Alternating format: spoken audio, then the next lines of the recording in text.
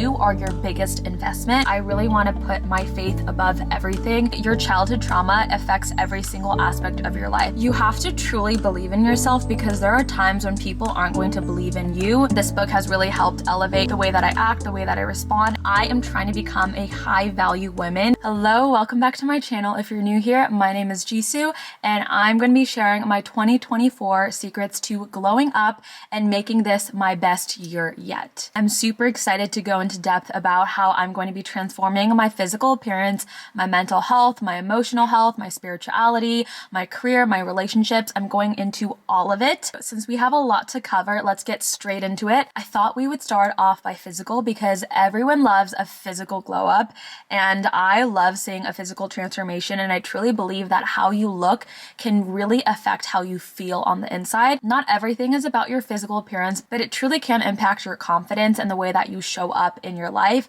I've experienced this myself. So the first thing that I'm doing in order to glow up physically is looking my best every single day, even if I don't have anything planned. I've noticed that my mood is really shifted based on how I present myself. So for example, today I'm not leaving my house and I totally could have just worn my sweatpants and not really tried with my appearance. And that is what I did before. Looking my best every single day for me means wearing a cute outfit, having my staple jewelry on. I highly recommend investing in some jewelry.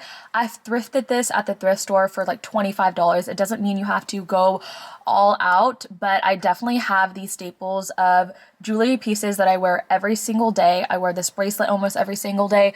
I wear these hoops almost every single day, and these were maybe like $40. Just constantly having jewelry on really elevates my mood. It just makes me feel more classier. I also like to wear perfume so that I smell good all the time. Having wardrobe staples. Sofia Richie is literally my style icon, and I want to emulate her presence, her elegance, her class, the way that she carries herself. She's completely transformed how people view her. That is kind of what I want to emulate. I want to have very Sofia Richie vibes, very classy, very elegant, a little bit more modest, and just really putting more effort into my appearance. I got color tested in Korea and I was able to find out what my color preferences were, which means that what colors complement my skin tone the best. And I realized that through this testing, I am a warm summer tone. So my skin does best in golds, so gold jewelry, and in very vibrant, warm colors. So that's why I started avoiding blacks and crisp whites into more creams and reds and warm blues, warm greens, warm oranges.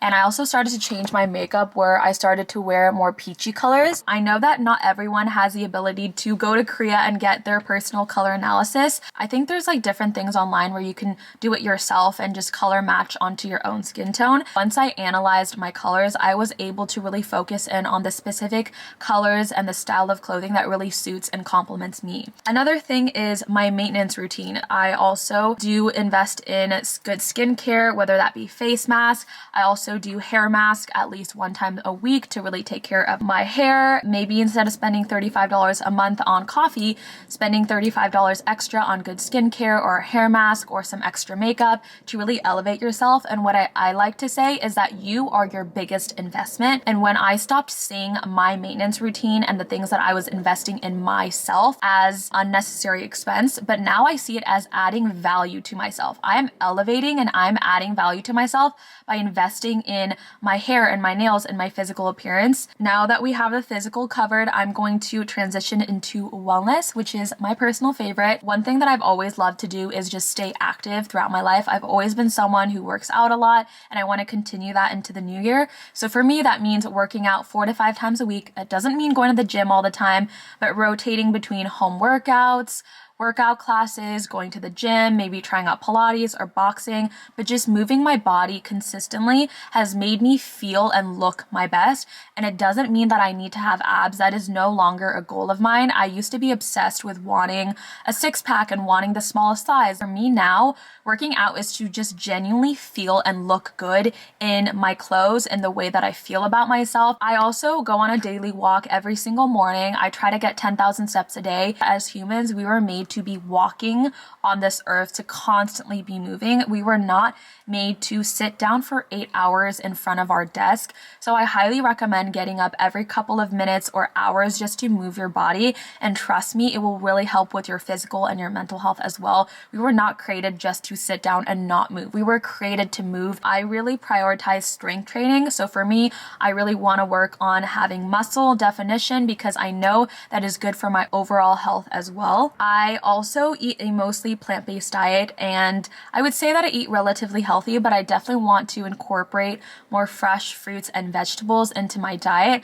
I've kind of been lacking recently and been a little bit busy with my schedule, but I don't want to let that stop me from really prioritizing my nutrition. And that includes eating breakfast, lunch, and dinner consistently, not skipping meals, and really fueling myself because I know that if I'm moving so often that I need to have really great foods that are going to nourish my soul and my body. That means having mostly a whole food plant-based diet. So lots of vegetables, fruits, nuts, and seeds. I don't eat red meat. I don't eat chicken, beef, pork, all of that.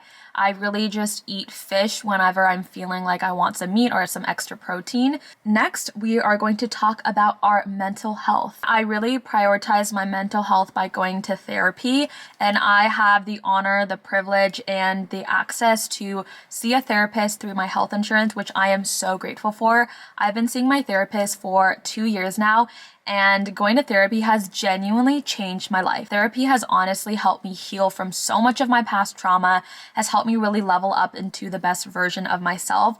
So if you're curious or you've always been interested, I highly recommend trying out therapy. And for me, that is just a way to really reflect every single week or bi-weekly with my therapist to see my blind spots and continue to grow, because I think that's something that I really value in myself, is my ability and my desire to want to constantly improve and grow into a better version of myself, and therapy has definitely allowed me to do that. In terms of my morning routine, it is truly centered around helping with my mental health.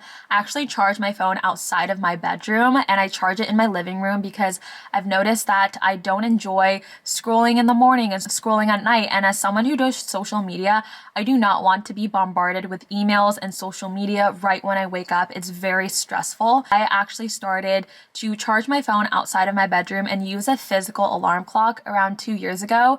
And that has honestly changed my life as well. It has helped reduce my anxiety. It's also allowed me to just turn off my brain and for the first hour of my day, not even touch my phone at all, which is incredible. So in the morning, I will wake up, turn off my physical alarm clock. I will make my bed, then go to my desk and write down 3 things that I'm grateful for, which ties into mental health, is really focusing on what I'm grateful for, the abundant things in my life, writing down affirmations.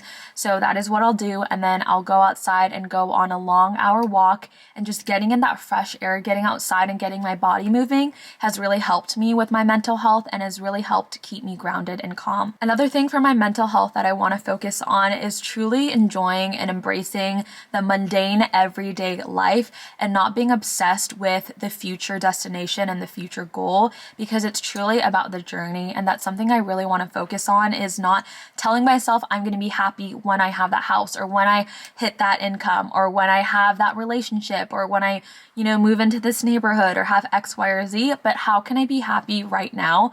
Because the more that I focus on the abundant things and all the things that I'm grateful for and that I already have, the happier that I'm going to be. And the happier that I am, the more that I can show up online and, in my family, with my friends, just in my community in general, so much better. Now, onto self-development, which is probably one of my biggest focuses on 2024. I realize that I am anxiously attached. And if you don't know what that is, people tend to have 3 different types of attachment: secure attachment, anxious attachment, and avoidant attachment. If you're secure, that means you're healthy in relationships, you know how to communicate, you trust people, you know that there are good, loving relationships. For anxious attached people like me, we tend to seek validation from other people. We tend to worry that the relationship might fall apart if we say something wrong or we do something wrong. At the end of the day, we have a fear of abandonment, that people will leave us, and we constantly need to be told that we are loved, that we are safe, that the relationship is going well. So if this sounds very familiar to you, I highly recommend going going on more of a rabbit hole on what anxious attachment is and how to heal that. So for me, that is one of my biggest goals because I would love to be in a secure, healthy relationship. And I know that also includes me being responsible for my part. And one of the books that I've been reading that has honestly changed my dating game and changed the way that I think and I show up in relationships is this book called Attached. I will leave the link in below, or I will include a photo right here, but I highly recommend. This book has really helped elevate the way that I act, the way that I respond, and how to be more securely attached and go about dating. So that is something that I'm working on. The next thing that kind of goes hand in hand with attachment is healing fully from my past childhood trauma.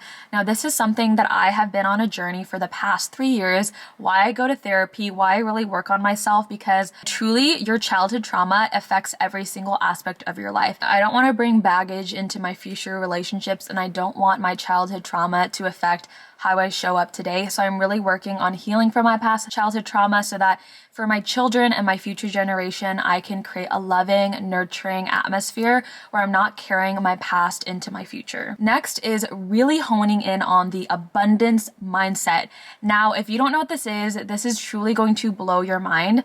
So the abundance mindset is truly believing that there is an abundance, an unlimited, and endless amount of great people, of great opportunities, of great homes, of great places to travel. So instead of having a scarcity mindset where you think that there is a lack of everything, right? A lack of good men, a lack of good homes, a lack of good jobs.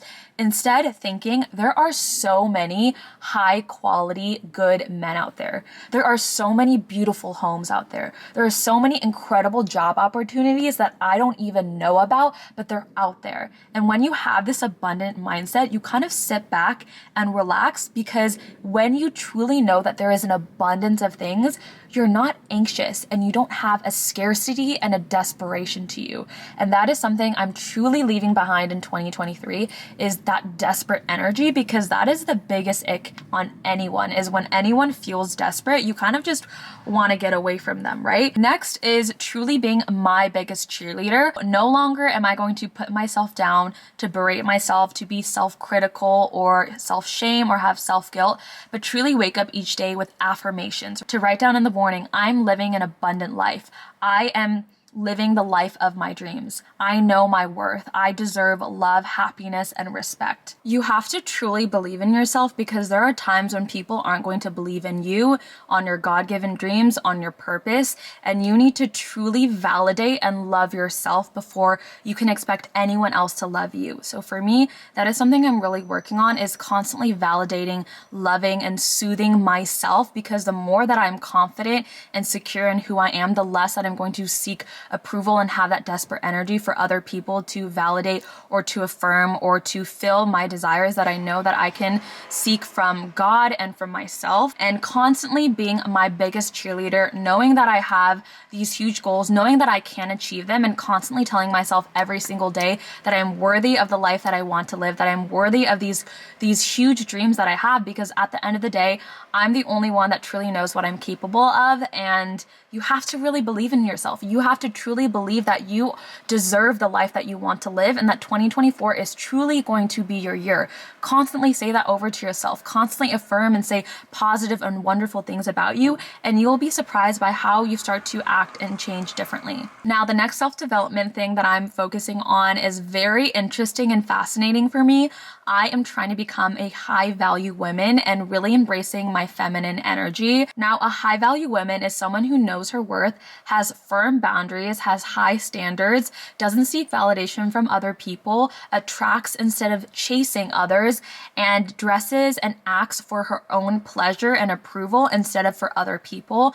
And she carries herself with a level of elegance and class, knowing that she is fully confident in herself. Now, this is the type of high-value woman that I want to become. I want to become the woman that can truly light up a room, who can truly be confident in herself, someone who really knows her worth and who embraces all the special qualities and assets that she has. Now, that ties also into feminine energy and being more feminine. Feminine energy is creativity, it's intuition, it's compassion, it's love, it's going with the flow. It's kind of just sitting back and allowing good things to happen to you. And so for me, I'm really focusing on attracting and not chasing, receiving and not doing. Truly just being that loving, joyful, energetic, compassionate version that I know is deep down inside of me. I am not really going to share my career goals because I want to keep them a little bit private. I'm going to keep it a secret, but by the end of 2024, I will release what has happened in my life and the things that I've accomplished or the things that didn't happen, but just know that there are big things planned for 2024. Your girl is back on the dating market and I want to date with intention. I want to date with God being in the center of my relationship. I want to date for marriage. So I have certain standards for myself. I have certain boundaries that I put into place. I've learned so much on dating. If you want a whole different video just on my Hinge dating stories, my dating experiences,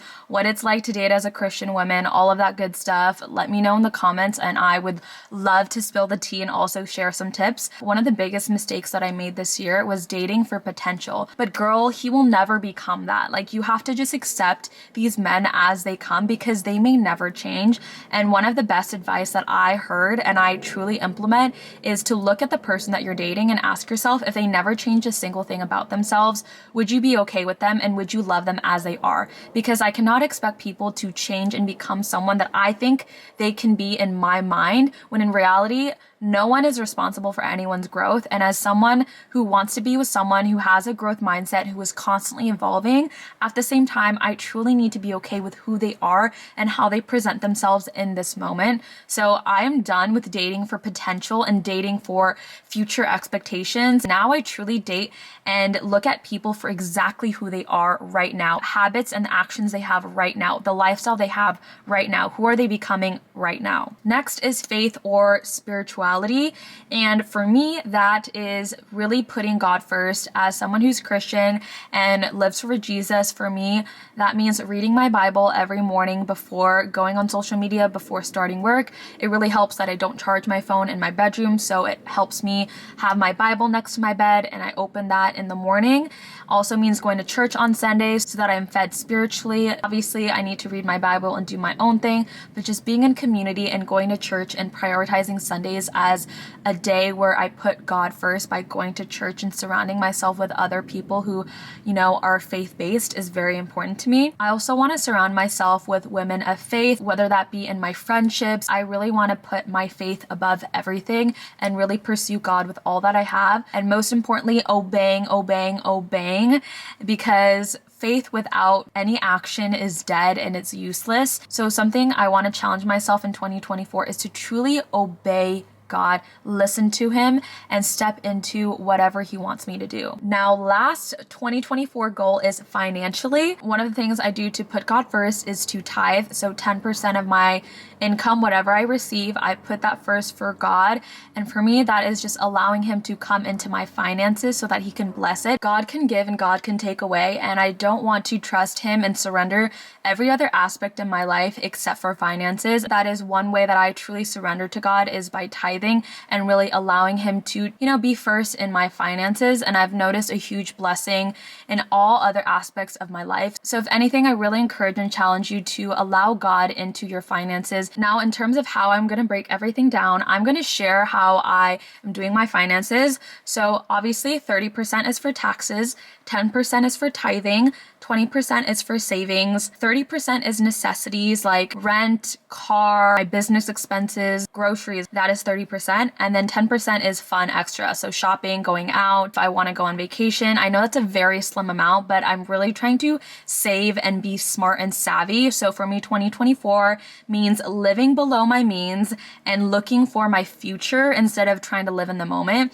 And I think the best thing to do is become financially free, really investing wisely in my income, because I truly know that God is not going to bless me until I become financially savvy, financially wise with what I have. And it's truly not about how much you have. It's about how wise you are with your money. Definitely looking to be more financially smart, whether that be reading different books and podcasts on that. Let me know some of your tips for your finances. That is basically all of my goals and intentions for 2024 to glow up. I know it was a lot. lot, and a lot of these things are just in the back of my mind, and I'm, not doing it every single day, but it's just little tiny intentions.